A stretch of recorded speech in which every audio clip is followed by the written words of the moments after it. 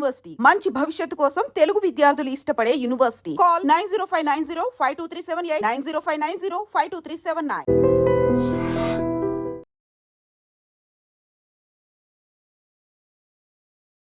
Just పెళ్ళై 21 రోజులు మాత్రమే అవుతుంది. నవవధువు ఆమె ఆత్మహత్య చేసుకుంది, అది అత్తగారింట్లో. ఇంకా ఇమాజిన్ చేసుకోండి ఒక్కసారి వాళ్ళ తల్లిదండ్రుల పరిస్థితి ఎట్లా ఉంటుంది ఏంది అనేది. చూడ్డానికి జంట కూడా చాలా బాగుంది, కానీ ఏం జరిగిందో ఏంటో తెలియదు. కానీ పెళ్ళైన 3 రోజుల దగ్గర నుంచే ఈ భర్త టార్చర్ పెట్టడం స్టార్ట్ చేశాడు అనేటువంటిది ఇప్పుడు ఆరోపణ పెద్ద ఎత్తున వినిపిస్తోంది.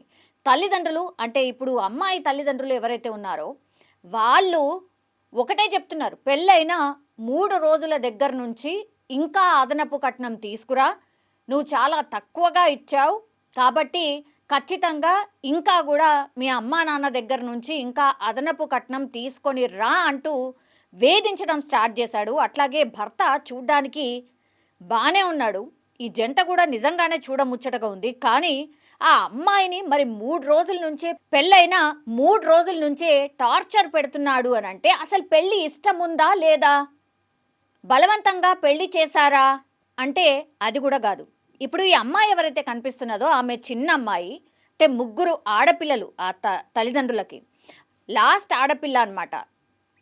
ఇప్పుడు సెకండ్ పాప ఎవరైతే ఉన్నారో ఆ పాపకు సంబంధించిన అంటే ఈ అమ్మాయికి సంబంధించిన బావ ఎవరైతే ఉన్నారో ఆయన ఇప్పుడు ఈ అమ్మాయి భర్త కూడా చిన్నమ్మ కొడుకు అనమాట. సో తెలిసిన వాళ్ళకి ఇస్తే ఇంకెట్లాంటి ప్రాబ్లం ఉండదు, మన ముంగట్నే ఉన్నాడు, మన ముంగట్నే ఉంటాడు, మనకు చేదోడు వాదోడుగా ఉంటాడు అని భావించి పాపం ఆ అమ్మాయి ఫర్దర్గా కూడా చదువుకోవాలని ఉన్నా తల్లిదండ్రులకు ఇంకా భారం అవుతుంది అనుకొని, మనకు తెలిసిన అబ్బాయే కదా, మనం చూస్తూ ఉన్నాం కదా, సో బాగానే ఉంటుంది, చేసుకుంటానులే అమ్మా నాన్న అని ఆమెనే చెప్పి పెళ్ళికి సిద్ధమైనటువంటి పరిస్థితి.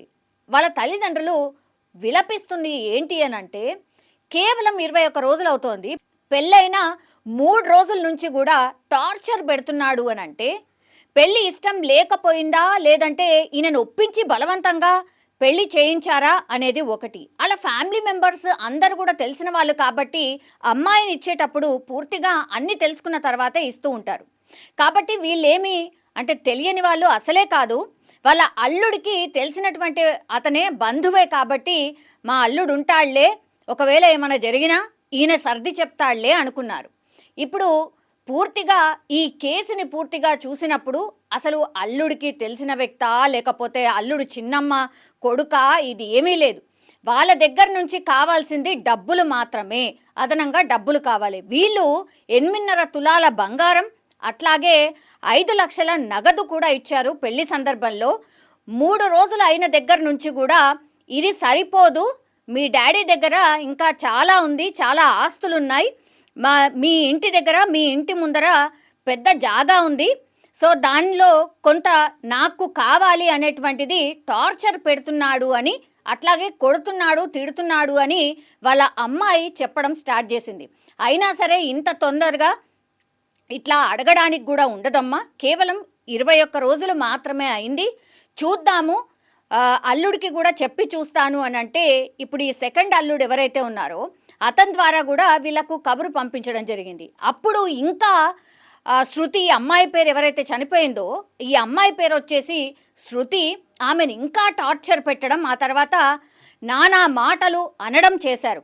అప్పుడు ఏం చేసింది అని అంటే చనిపోయిన రోజు అంటే ఏ రోజైతే ఆత్మహత్య చేసుకోవాలనుకుందో ఆ రోజు వాళ్ళ అమ్మా నాన్నకి ఫోన్ చేసి నన్ను ఇట్లా టార్చర్ పెడుతున్నారు, కొడుతున్నారు, ఇంకా అదనపు కట్నం తెమ్మంటున్నారు రండి అని అంటే హుటాహుట్న వాళ్ళు రాత్రి 11:30 ప్రాంతంలో వాళ్ళ ఇంటికి వచ్చి సర్ది చెప్పి వాళ్ళ అల్లుడు కాళ్ళు అట్లాగే వాళ్ళ అత్తమామ కాళ్ళు మొక్కి దయచేసి మా అమ్మాయిని ఏమీ అనకండి, మేము ఒప్పుకున్నదంతా మీకు ఇచ్చేసాం కాబట్టి మీకు ఇంకా కావాలి అని ఉంటే కొద్దిగా సమయం ఇవ్వండి, మొన్ననే మేము పెళ్లి చేసినాం, కేవలం 21 రోజులు మాత్రమే అయింది, డబ్బు చాలా ఖర్చయింది, మాకున్నది ఎవరు 3 ఆడపిల్లలే కదా, తదనంతరం మీకే చెందుతుంది కదా, కాబట్టి కొద్ది రోజులు ఆగండి, నేను ఇంకా మీకేం కావాలంటే అది ఇస్తాను అని చెప్పి కాళ్ళు మొక్కి ఏమనకండమ్మా బాగుండండి అని చెప్పి వెళ్ళిన రాత్రే వాళ్ళు ఇంటికి చేరుకునేసరికి మధ్యరాత్రి 2:30 అయిందంట.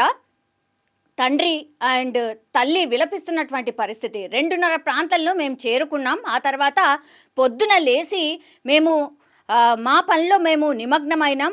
6:15 మాకు వాళ్ళ అత్తగారి దగ్గరికి వెళ్ళి ఫోన్ చేసిండ్రు, ఇట్లా మీ అమ్మాయి పని అయిపోయింది, మీ అమ్మాయి చనిపోయింది, బాత్రూంలో ఉరివేసుకుంది అని. అసలు ఇంకా ఏమీ ఆలోచించకుండా వెళ్ళి చూసేసరికి ఇంటి ముందర అసలు అనాథ శవాన్ని ఎలా అయితే పండబెడతారో అట్లా ఆ అమ్మాయిని అంటే కనీసం ఇట్లా మనం పైన ఒక మృతదేహానికి మనం కనీసం ఓ బెడ్షీటో ఏదో సంథింగ్ కప్పి ఉంచుతాం, కనీసం అది కూడా లేకుండా ఎండలో అరుగు మీద మా అమ్మాయిని అనాథ శవంలాగా వదిలేశారు. కాబట్టి మేము ఒకటే అంటున్నాం, ఆమె చేసుకుంది ఆత్మహత్య కాదు. ఎందుకంటే వాళ్ళ బాత్రూంలో మనం చూసినా కూడా హైట్ చాలా తక్కువ, అసలు ఉరి వేసుకోవడానికి ఆమె కాళ్ళే అందుతాయి. అండ్ అట్లాగే ఉరి వేసుకున్నప్పుడు కనీసం నాలుక బయటకు రావడమో ఇట్లాంటివి ఏవో ఉంటాయి కదా, అసలు అవి ఏవీ లేవు. పూర్తిగా మెడ మీద ఇట్లా చేతులతోని నొక్కినట్టుగా స్పష్టంగా కనిపిస్తుంది. మేము పోలీస్ వాళ్లకు అదే చెప్తున్నాము, మా అమ్మాయిని చంపి ఆత్మహత్యగా చిత్రీకరిస్తున్నారు, కాబట్టి మాకు న్యాయం చేయాలి అని తల్లిదండ్రులు విలపిస్తున్న పరిస్థితి అయితే స్పష్టంగా కనిపిస్తోంది. కానీ ఎంత ఘోరం, ఎంత అన్యాయం ఇది. 21 రోజులు మాత్రమే అయింది మ్యారేజ్ అయ్యి, అప్పుడే అదనపు కట్నం, అసలు కట్నం ఇవ్వడమే నేరం నిజం చెప్పాలంటే. అయినా సరే మన దగ్గర అదో తంతులాగా నడుస్తూనే ఉంది. ఎందుకంటే కంప్లైంట్ ఎవరు చేయరు, ఆ తర్వాత అట్లా నడుస్తూనే ఉంటుంది. కానీ నీకు కట్నం ఇచ్చిన తర్వాత కూడా ఒక అమ్మాయిని చంపారు అని అంటే ఎంత దారుణం. ఆమె ఆత్మహత్య చేసుకున్నా సరే నిజంగా ఆమెను చంపారనే అనుకుంటారు, చంపారని నేను కూడా అంటాను.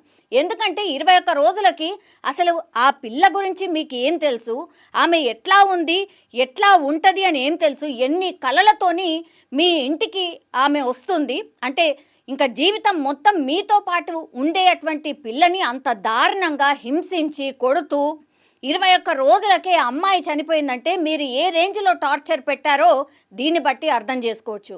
21 రోజులలో చాలా టైమ్స్ ఆమె ఫోన్ చేయడం, తల్లిదండ్రులు వెళ్ళడం, ఆ తర్వాత చూసుకోండమ్మా కొంచెము దయచేసి, కేవలం 21 రోజులకే ఇట్లా ఇవన్నీ తెలిస్తే మా ఇజ్జత్ పోతుందమ్మా, బయట లోకమంతా ఘోరంగా మాట్లాడుకుంటుందమ్మా, కాబట్టి కొంచెం ఓర్చుకోండి.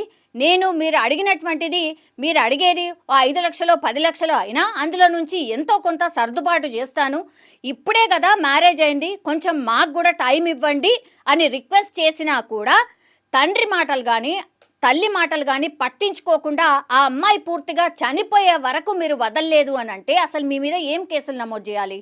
ఇంత ఘోరంగా ఇట్లా అంటే డబ్బేనా మొత్తం సర్వీసు, ఇంకా ఏం లేదా? మనుషుల మధ్య ఏముండదా? కేవలం 21 రోజుల మ్యారీడ్ లైఫ్లో ఆమెకు చూసింది కేవలం నరకం మాత్రమే.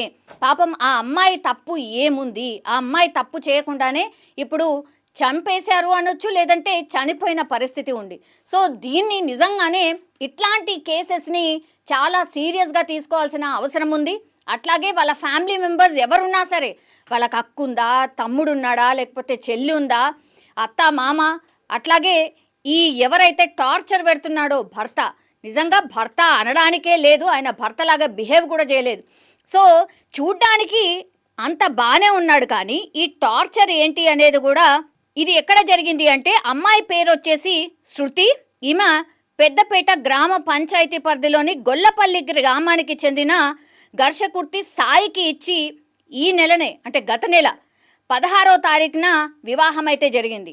వరకట్నం కింద వీళ్లకు ముట్ట చెప్పాల్సినవి అన్ని ముట్ట చెప్పిండ్రు. అమ్మాయికి పాపం జాబ్ వచ్చినా సరే పాపం ఎందుకులే జాబ్, నేనేం చెయ్యను నాన్న, సరే ఇంకా పెళ్లి చేసేసి నేను కూడా వెళ్ళిపోతాను అనేటువంటి మాట. ఆమె ఒక సంబంధం వచ్చింది ఇట్లా అని అంటే సరే అని ఒప్పుకొని చేసుకున్నందుకు ఇప్పుడు ఆమె శవమే మాకిచ్చారు అనేటువంటిది పాపం తల్లిదండ్రులు విలపిస్తున్న పరిస్థితి అయితే కనిపిస్తోంది. కానీ ఒక మంచిర్యాల జిల్లా హాజీపూర్ మండలం పెద్దంపేట గ్రామ పంచాయతీ పరిధిలో జరిగినటువంటి ఇన్సిడెంట్ అన్నమాట ఇది. ఇప్పుడు గ్రామస్తులు చాలా అంటే ఇట్లాంటిది ఎవరైనా సరే మన ఇంట్లో ఆడపిల్లలు ఉన్నారు కదా, మరి మనకు కూడా తెల్లవారి ఇట్లా జరిగితే ఎట్లా అనే మాకొచ్చిన ప్రాబ్లం లాగానే ఫీల్ అవుతున్నారు ఆ గ్రామస్తులంతా కూడా. కాబట్టి వాళ్ళు డిమాండ్ చేస్తున్నట్టుగా, అంటే శృతి వాళ్ళ అమ్మా నాన్న డిమాండ్ చేస్తున్నట్టుగా అతనికి, ఈ సాయి అనే వ్యక్తికి ఇంకా నెక్స్ట్ ఎవరైనా సరే మళ్ళా ఈ కేసు అంతా అయిపోయి ఇంకేదో అయిపోయి ఆ తర్వాత మళ్ళీ పెళ్లి చేసుకున్నా సరే ఇలాగే టార్చర్ పెడతాడు, ఎన్ని డబ్బులు ఇచ్చినా సరే సరిపోదు. సో ఇంకో ఆడపిల్లకు అన్యాయం జరగకూడదు అని అంటే కఠినంగా శిక్షించాలి, ఎట్లయితే మా అమ్మాయి చనిపోయిందో అట్లాంటి శిక్షే వాళ్ళందరికి కూడా వెయ్యాలి అని ఇప్పుడు శృతి వాళ్ళ తల్లిదండ్రులు కోరుతున్న పరిస్థితి కనిపిస్తోంది. కానీ నిజంగా ఫస్ట్ మనం మనుషులమా కాదా అనేది గుర్తుంచుకుంటే అసలు ఇట్లాంటి కావేమో అని అనిపిస్తూ ఉంటుంది. అంటే కొన్ని సంఘటనలు నిజంగా ఎంత ఘోరంగా ఉంటున్నాయంటే 21 రోజులు మ్యారేజ్ లైఫ్, పాపం ఆమె ఏం చూసింది, ఏం చూడకుండానే నిర్దాక్షిణ్యంగా ఆ అమ్మాయిని చంపేశారు. కాబట్టి నిజంగా న్యాయం జరగాల్సిందే, న్యాయం గెలవాల్సిందే.